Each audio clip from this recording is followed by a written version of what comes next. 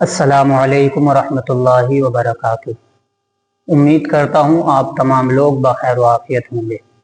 दोस्तों, मैं आपका भाई आमिर वज़ाली। दोस्तों, आज हम बात करेंगे कि वज़ू करने का सही और आसान तरीक़ा क्या है। इसलिए कि बहुत सारे लोग वज़ू तो करते हैं लेकिन उन्हें वज़ू करने का सही तरीक़ा मालूम नहीं होता। इसलिए आज हम कोशिश करेंगे कि वज़ू करने का सही और आसान तरीक़ा जानें। सबसे पहले हम वज़ू की नियत करेंगे और वज़ू की नियत करने के बाद में बिस्मिल्लाह पढ़ेंगे, और अगर वज़ू करने की दुआ याद हो तो वो भी पढ़ेंगे।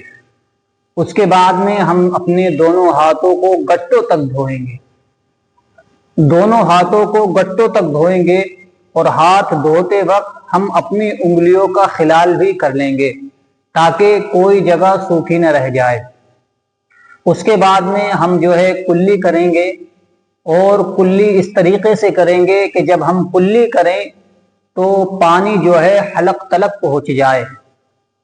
और अगर आप रोजे की हालत में हैं तो आप हलक का गरारा नहीं करेंगे। ये बात याद रखें, अगर आप रोजे की हालत में नहीं हैं तो आप हलक का गरारा करेंगे सही तरीके से, और अगर आप रोजे की हालत में हैं तो हलक का गरारा नहीं करेंगे।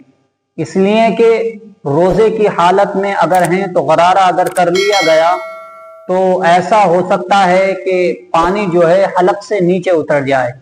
इसलिए अगर पानी हलक से नीचे उतर गया तो ऐसी हालत में रोजा टूट जाएगा। तो हम रोजे की हालत में गरारा नहीं करेंगे, और अगर रोजे की हालत में नहीं है तो हम गरारा करेंगे।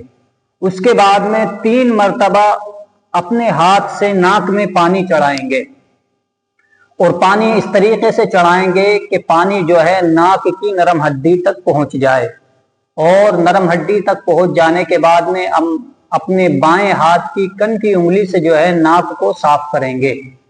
उसके बाद में हम 3 मरतबा अपने मुंह को धोएंगे। ये बात याद रखें, जहां से बाल उगते हैं, सर के जो बाल हैं जैसे ये हैं, ये जो सर के बाल हैं यहां से लेकर के यहां तक जो हमारा पूरा मुकम्मल चेहरा है, और एक कान की लो से लेकर के दूसरे कान की लो तलक सही तरीके से 3 मरतबा हम अपने मुंह को धुलेंगे। और उसके बाद में कोहनियों समेत दोनों हाथों को धोएंगे, और इस तरीके से 3 मरतबा इस तरीके से 3 मरतबा पानी बहाएंगे दोनों हाथों पर। 3 मरतबा इस तरीके से पानी बहाएंगे। उसके बाद में कोहनियों समेत हाथों के धोने के बाद में हम अपने सर का मसाह करेंगे, और मसाह करने का सही तरीका ये है कि इस तरीके से हम 3 जो नीचे की उंगलियां हैं उसको इस तरीके से मिलाएं, और मिलाने के बाद में इस तरीके से अपने सर पर ले जाएं सही तरीके से, और इस तरीके से पीछे को हाथ फेर लें, और कानों में उंगलियां भी डाल लें सही तरीके से, और मसा इस तरीके से करें तो आपका जो चौथाई सर है वो भीग जाए। चौथाई सर का मसा करना ये फर्ज है। उसके बाद में हम अपने दोनों पांवों को धोएंगे गट्टों समेत सही तरीके से। गट्टों तक पांवों को धोने के वक्त हम पांव की उंगली का भी खिलाल करेंगे सही तरीके से, पांव की उंगलियों का भी खिलाल कर लेंगे।